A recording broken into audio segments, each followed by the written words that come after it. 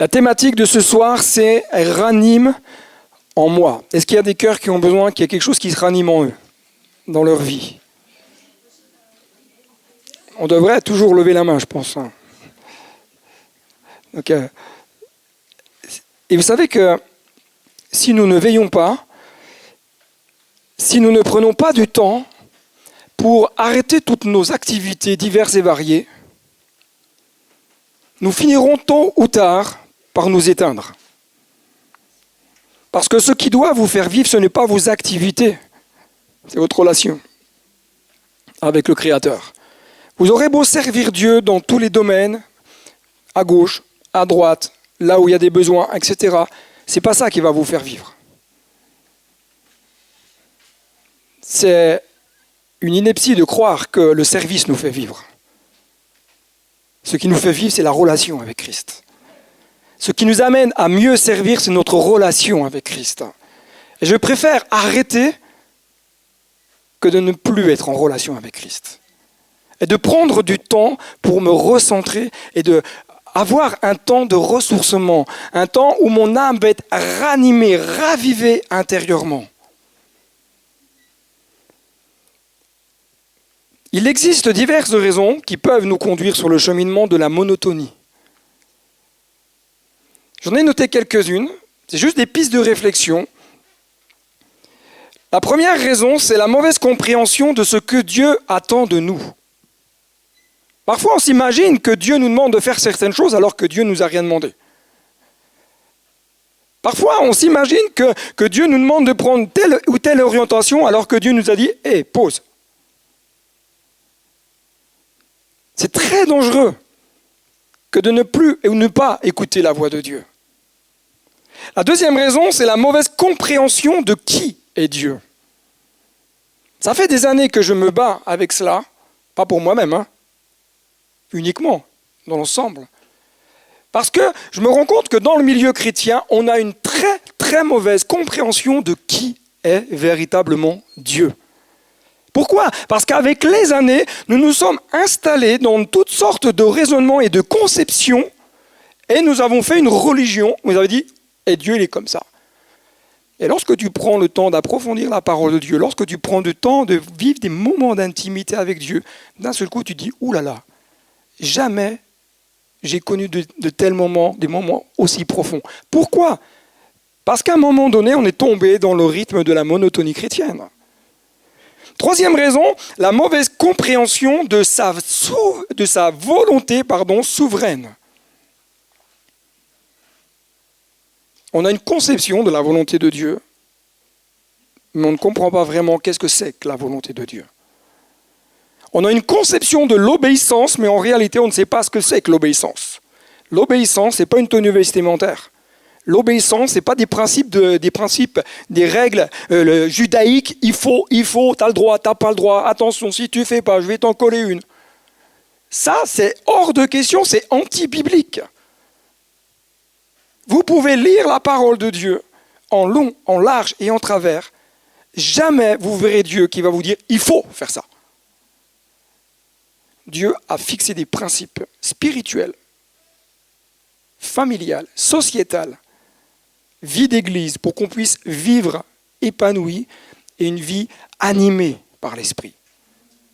Mais il faut à un moment donné arriver à remettre toutes nos conceptions et nos raisonnements de côté, dire Seigneur, maintenant parle-moi et révèle-toi. J'ai appris ça pendant 2 années, maintenant qu'est-ce que toi tu en penses ? J'ai fait ce travail-là il y a quelques années en arrière. Je me suis inscrit à l'Institut théologique biblique de Bordeaux. Pendant 3 ans et demi, j'ai suivi des cours par correspondance en faisant mon job.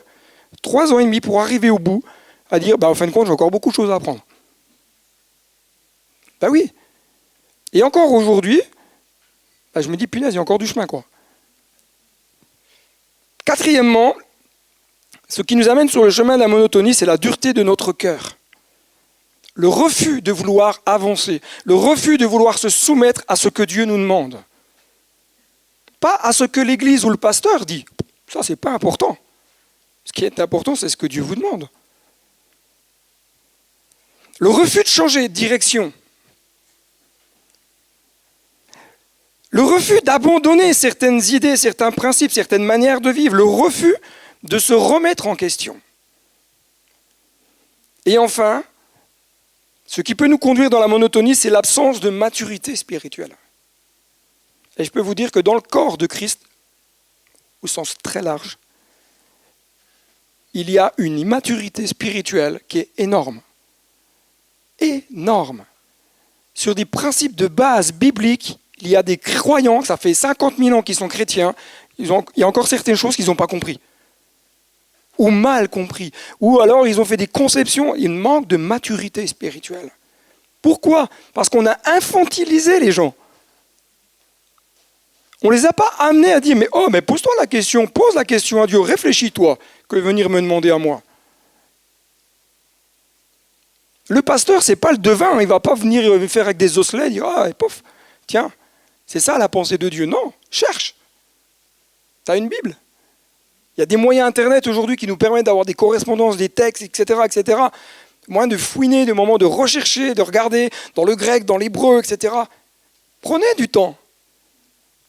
Un enfant, à 30 ans, il arrête de manger à la petite cuillère parce que sa maman lui donne. Hein, non ? Ou alors il y a un problème, il y a quelque chose qui ne va pas. Alors ma question ce soir, c'est est-ce que votre cœur est-il encore embrasé pour Dieu ? Votre cœur est-il encore embrasé pour Dieu ? Alors, qu'est-ce que ça veut dire vraiment ? Personnellement, quand j'ai préparé ce temps de message, de méditation, ça m'a fait penser aux 2 disciples d'Emmaüs. Vous connaissez cette histoire ? Ces 2 hommes qui vont vivre un moment particulier, puisqu'ils vont avoir Jésus qui va être crucifié. Il y a toute la haine religieuse qui est là, il y a la foule qui dit crucifie-le, crucifie-le. Certains d'ailleurs se demandaient pourquoi ils disaient crucifie-le. Il y avait quand même une haine vis-à-vis des disciples, une haine vis-à-vis de tous ceux qui suivaient Jésus depuis tant d'années. Et ces 2 hommes, à un moment donné, il y a quelque chose qui va s'éteindre en eux. Il y a comme une espérance qui s'est éteinte. Pourquoi ? Parce que pour eux, il y avait une mauvaise compréhension de la crucifixion, de ce que c'était vraiment la crucifixion et pourquoi Jésus mourait. Ils ne l'avaient pas bien réalisé. Pour eux, ok, Jésus il est mort, ça y est, c'est fini, au revoir. Et on s'en va à Emmaüs. Peut-être même qu'ils avaient le sentiment de faire l'objet de mépris. Emmaüs, ça veut dire peuple méprisé. Peut-être qu'ils étaient l'objet de mépris d'autres personnes, parce qu'ils étaient disciples de Jésus. On peut les pointer du doigt et dire, mais regarde-moi ça. Ça y est, première épreuve, pouf. Ils font les bagages et ils s'en vont. Peut-être ils ont eu le sentiment qu'ils n'étaient pas assez dignes, qu'ils étaient peut-être même sans intérêt. Peut-être même qu'ils ont eu le sentiment d'être mis à l'écart. Et combien ça touche aussi les disciples au XXIe siècle. Combien certains se sentent parfois peut-être à l'écart. Ils ne se sentent pas dans le moule. Alors comme ils ne se sentent pas dans le moule, ils disent mais moi je suis en fin de compte, c'est moi qui suis bizarre. Ce qui est important, c'est que tu sois dans le moule de Dieu, pas dans le moule d'une église locale. On n'en a rien à faire du moule de l'église locale. Ce qui est important, c'est d'être moulé dans le moule de Dieu. Non ? On est tous différents, à ce que je sache. On a tous un parcours différent. On a tous une histoire différente. On a tous des sensibilités différentes. On est d'accord ? Et pourtant, nous sommes tous enfants de Dieu. Amen. Hein ? Si on s'appuie sur notre compréhension plus que sur la parole de Dieu,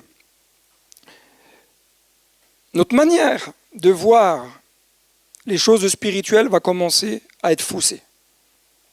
Parce que ce n'est plus la parole qui est le centre. Ce n'est pas ce que disent les autres.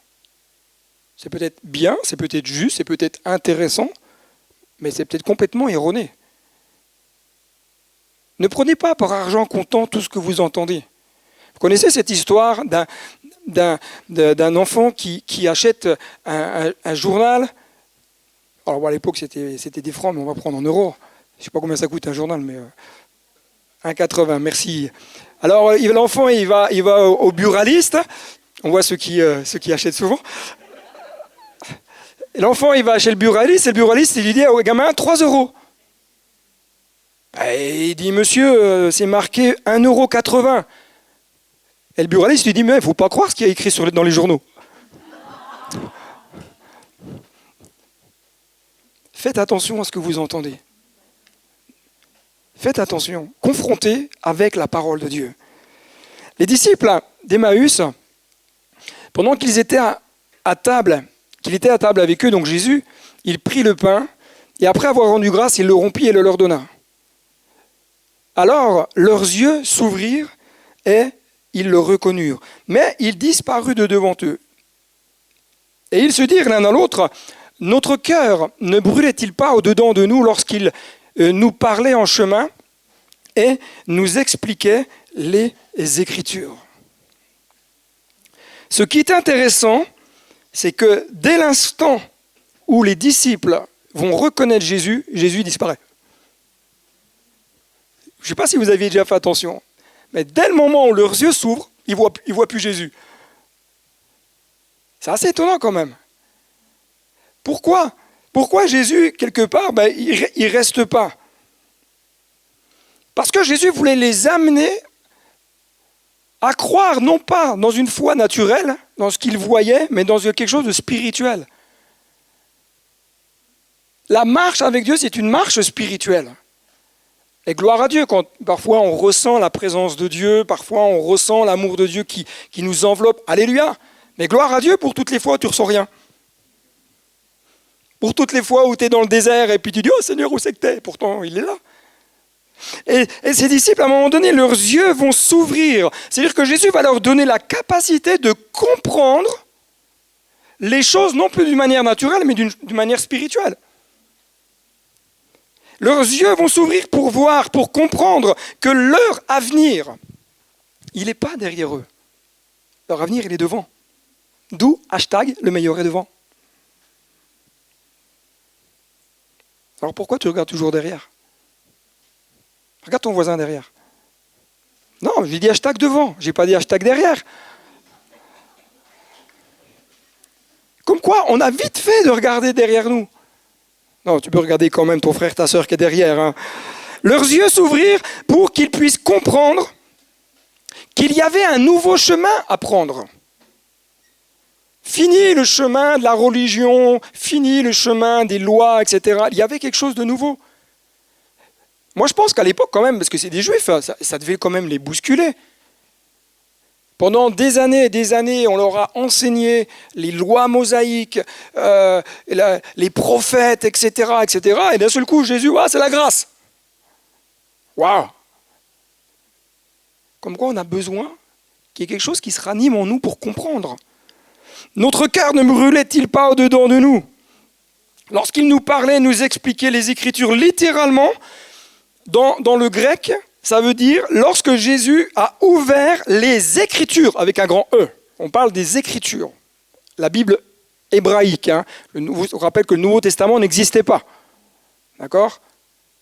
Les Juifs, ils avaient une Bible, c'était hébraïque. Il n'y avait pas le Nouveau Testament, les épîtres, etc. Mais il va leur ouvrir les Écritures dans leur cœur. Il va amener leur cœur à comprendre le sens de ce que Jésus leur avait dit. Puisque Jésus leur avait rappelé, mais regarde, Moïse, etc., qui annonçait la venue du Christ. Il va les amener à une compréhension rafraîchie. Parce que ces deux hommes avaient besoin de passer dans une autre dimension, une dimension spirituelle. Et tant que tu ne passes pas dans une dimension spirituelle, tu vas t'arrêter à la loi. Donc quelque chose de très intellectuel. Alors c'est bien, je ne suis pas contre, attention. Je suis en train de dire un très bon ouvrage qu'on m'a offert. J'ai lu quelques pages, j'avais déjà mal à la tête, quoi. Un ouvrage de Jean-Marc Taubois, mais alors, c'est du level, là. Mais on a besoin de passer dans une dimension spirituelle pour aller plus loin. On a besoin d'une dimension spirituelle pour vivre autre chose, pour que la flamme se ranime. Et le prophète Ésaïe va dire « Car ainsi parle le Très-Haut dont la demeure est éternelle et dont le nom est saint. J'habite dans les lieux élevés et dans la sainteté. Mais je suis avec l'homme contrit et humilié. Afin quoi? Afin de ranimer les esprits humiliés, afin de ranimer les cœurs contrits. Je ne veux pas contester à toujours, ni garder une éternelle colère quand devant moi tombent en défaillance les esprits, les âmes que j'ai faites. Dieu est avec le cœur qui est dans l'abattement. Dieu est avec le cœur qui se sent faible, qui se sent petit, qui se sent contrit, qui se sent peut-être humilié par ces situations, les choses où peut-être il n'arrive pas à en sortir. J'aimerais te dire, mon frère, ma sœur, ce soir, le Saint-Esprit veut te ranimer. Il y a eu 3 amens. On va prier pour les autres. J'ai Pupite qui se fait la malle à chaque fois, là. Il descend, c'est terrible, là. Oui. Bon, tant pis.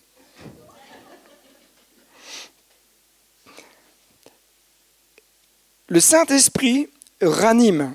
Pourquoi? Pour nous aider à tenir ferme, pour être debout. Il veut qu'on soit des vainqueurs.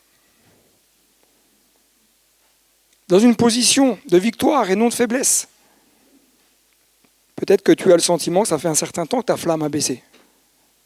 Peut-être que ça fait des semaines et des semaines, tu dis Seigneur, #mot de galère. J'ai l'impression de ne pas m'en sortir, j'ai l'impression de tourner en rond, j'ai l'impression d'être dans un désert, et puis que quand je tourne à droite, il y a un désert, quand je tourne à gauche, il y a un désert. Je regarde derrière, il y a le désert. Je regarde devant. Je regarde en haut. C'est le ciel, mais bon...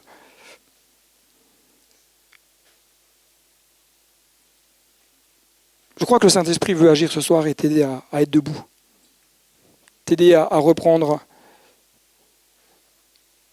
Hop là, j'ai été trop vite.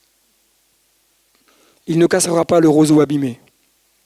Il n'éteindra pas la flamme qui faiblit. J'aimerais te dire ceci, on va prendre quelques textes ensemble, enfin quelques points ensemble. Il n'y a pas de versets, mais il n'y a que des points. L'amour de Jésus par son esprit veut ranimer ton cœur et l'embraser par son feu. Ça, c'est le désir de Christ. L'amour de Jésus par son esprit veut embraser ton cœur et ranimer le zèle. Parce que peut-être que le zèle qui est en toi est devenu soit peut-être un zèle amer, ou alors une absence complète de zèle. Et je le répète, le zèle, c'est pas courir dans tous les sens. Le zèle, c'est être prêt à faire ce que Dieu nous demande. Et à accepter de faire ce que Dieu nous demande. Mais aujourd'hui, on est tellement dans un zèle où c'est les autres qui doivent être zélés, quoi. Moi, j'ai prié pour que les autres se lèvent et que les autres servent, que les autres s'engagent. Et que les... Ouais, mais toi, qu'est-ce que Dieu attend de toi? Laisse les autres, ils ont aussi leur truc à gérer. Lorsque l'amour de Jésus se manifeste par son esprit, il veut embraser ton cœur et ranimer ta foi. Parce que notre foi, elle a besoin d'être ranimée, réactivée par l'esprit. Parce que lorsqu'une foi est animée par l'esprit, tu vas commencer à prier avec précision et à commencer à saisir des réalités dans ta vie que tu ne saisissais pas avant. Lorsque tu commences à prier avec l'esprit dans la foi, tu ne pries pas pour la foi qui sauve, tu pries pour que Dieu déplace les montagnes. Tu pries pour que le paralysé marche, que l'aveugle entende et que le sourd voit. Alléluia. Et que le boiteux parle. Vraiment, la foi, elle t'amène à vivre l'extraordinaire. L'amour de Jésus par son esprit veut embraser ton cœur et ranimer en toi la passion des âmes. Il y a un monde qui périt dehors. Il y a des gens dehors. L'Église, elle n'est pas appelée à rester dans les 4 murs ici. Elle est appelée à sortir dehors et à aller chercher ceux qui sont perdus. Mais ça, on a besoin que le Seigneur y ranime en nous la passion des âmes, l'amour des âmes, le fardeau pour ceux qui périssent. Et ça commence par nous, pas par les autres. L'amour de Jésus par son esprit veut embraser ton cœur et ranimer en toi l'amour du prochain. Ton prochain, ce n'est pas forcément ton frère et ta sœur qui est dans l'église. C'est ton voisin qui te casse les pieds, qui met de la musique le samedi soir à 23h. Tu peux aller frapper à sa porte à 23h et lui dire, s'il vous plaît, vous pouvez baisser la musique avec amour.